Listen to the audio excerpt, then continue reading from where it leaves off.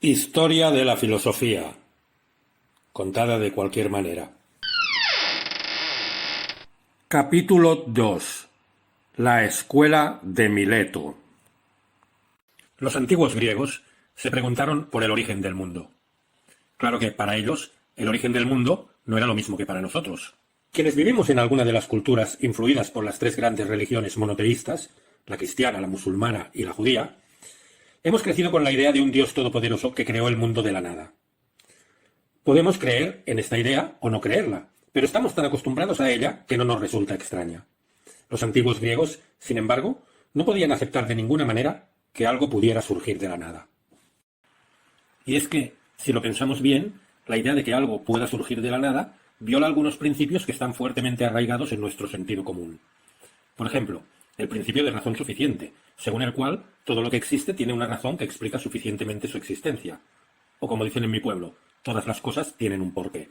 Derivado de este principio existe otro, conocido como principio de causalidad, que viene a decir que todo lo que ocurre tiene una causa.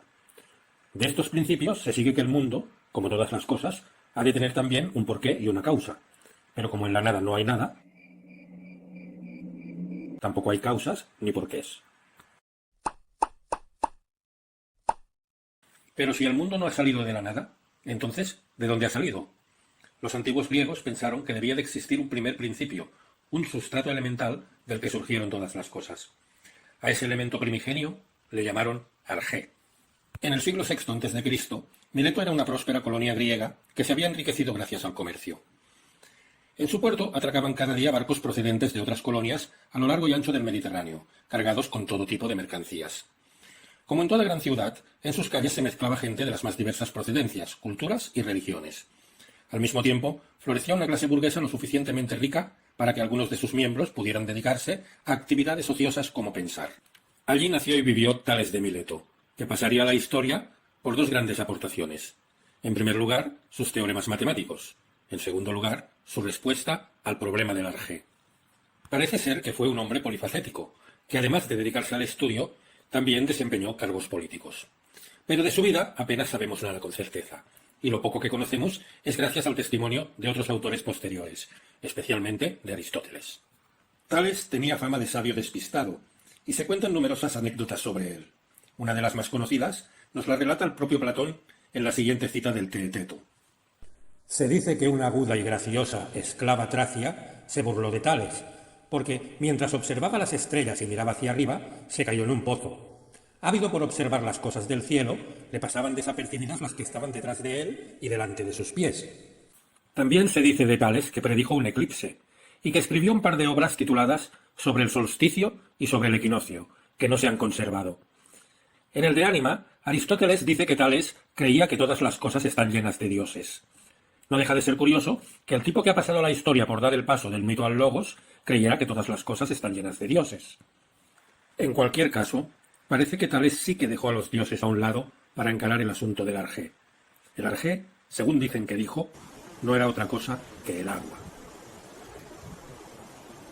Como su obra no se ha conservado, no sabemos qué razones fueron las que llevaron a Tales a afirmar que el agua era el primer principio constitutivo de la realidad.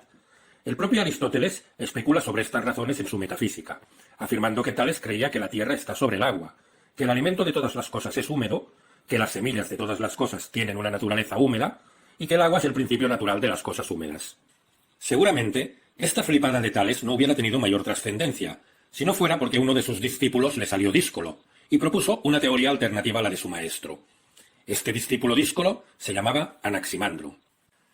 De Anaximandro tampoco conservamos ninguna obra, aunque sí un pequeño y confuso fragmento, cuyo significado ha sido objeto de infinidad de interpretaciones.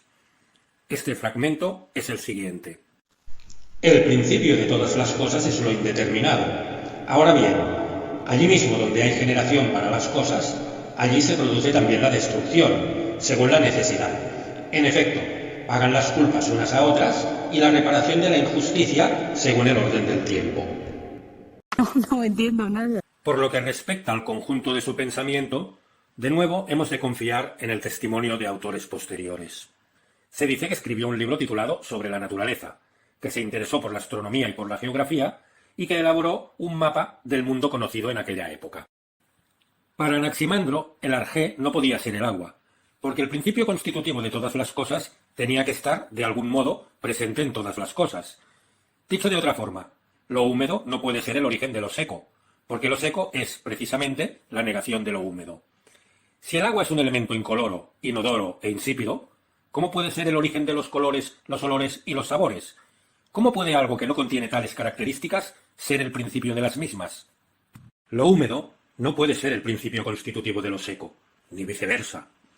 Tampoco lo frío puede ser el principio de lo caliente, ni lo amargo de lo dulce, ni lo blanco de lo negro. Para Anaximandro resultaba evidente que el arjé no podía tener estas cualidades, ni tampoco ninguna otra, porque si así fuera, no podría haber engendrado a sus opuestas. El arjé, por lo tanto, debía de ser algo desprovisto de cualidad alguna, algo completamente indeterminado. La palabra griega para designar lo indeterminado es apeiron, que también significa indefinido e ilimitado. Al parecer, Anaximandro creía que en lo apeiron se engendran todas las cosas, separándose los opuestos y enfrentándose entre sí en un ciclo que termina cuando todo regresa a lo apeiron de nuevo. Considerado de este modo, el pequeño fragmento que conservamos adquiere cierto sentido. El arjé es lo apeiron. La referencia a la generación y a la destrucción parece referirse a ese ciclo en el que todo comienza y termina. El hecho de que paguen las culpas unas a otras puede aludir a esa eterna pugna entre opuestos, y la reparación de la injusticia tal vez se refiera al equilibrio que alcanzan las cosas cuando los opuestos se han neutralizado entre sí y regresan otra vez al seno común de lo apeiron. Sea como sea, lo cierto es que Anaximandro va un paso más allá que su maestro al concebir como arjé un elemento que no podemos encontrar en la mera observación de la naturaleza. Un elemento desprovisto de cualidades y determinaciones al que sólo se accede mediante la abstracción. Parménides, cuya obra es más de medio siglo posterior, ha pasado a la historia como el padre de la metafísica. Pero lo cierto es que ya podemos encontrar algunos rasgos de pensamiento metafísico en la obra de Anaximandro. Si Parménides fue el padre de la metafísica, no sería descabellado decir que Anaximandro, con su apeiron, fue el abuelo. Pero sigamos en Mileto. Como no hay dos sin tres, a Tales y Anaximandro vino a sumarse un tercer filósofo milesio, empeñado también en desentrañar los misterios del arjé. Este tercer filósofo respondía al nombre de Anaxímenes. No está claro si Anaxímenes fue discípulo o amigo de Anaximandro, pero lo que sí está claro es que le llevó la contraria. De Anaxímenes tampoco nos ha llegado ningún texto, y solo conocemos su pensamiento por referencias posteriores. Se cuenta que diseñó un reloj de sol que mejoraba todos los existentes hasta entonces, y que escribió un libro llamado Sobre la naturaleza. Su pensamiento se aleja de lo indeterminado y regresa a un elemento concreto: el aire. Seguramente, Anaximandro discutió alguna vez con su discípulo, o amigo. Pero, ¿cómo puede el arjé ser el aire? El aire tiene cualidades y determinaciones. Por ejemplo, es ligero y transparente. ¿Cómo puede ser el principio de lo pesado y lo oscuro? ¿Cómo puede toda la diversidad del mundo haber salido del aire? Ante todas estas objeciones, Anaxímenes hizo algo que sus dos antecesores no habían hecho. Ofreció una explicación de cómo un elemento puede transformarse en otro, generando así la diversidad. El cambio se explicaba mediante dos procesos: la rarefacción y la condensación. Al rarificarse, el aire se vuelve más ligero y caliente, hasta transformarse en fuego. Como es más ligero que el aire, el fuego tiende a subir. Contrariamente, cuando el aire se condensa, se transforma en agua, en tierra y en piedra, tornándose cada vez más pesado y más duro. Experimento filosófico. Llene sus pulmones de aire y expúlselo con la boca completamente abierta. Observará que el aire sale caliente. Ahora repita la acción, pero dejando solo un pequeño agujero. Observará que el aire sale frío. Explicación.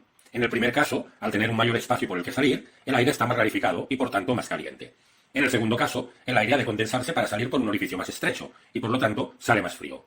Conclusión. La teoría de Anaxímenes es irrefutable.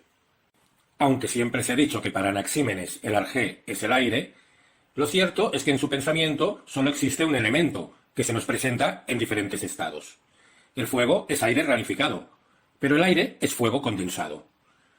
Si Tales y Anaximandro se habían preguntado por el qué, Anaxímenes se preguntó también por el cómo. En su pensamiento hallamos ya una primera respuesta al que sería uno de los problemas fundamentales de la filosofía griega, el problema del cambio. Tales, Anaximandro y Anaxímenes son el trío de ases que conforman la llamada Escuela de Mileto. A los tres se les considera pensadores monistas, porque defendían que el primer principio del mundo era un único elemento.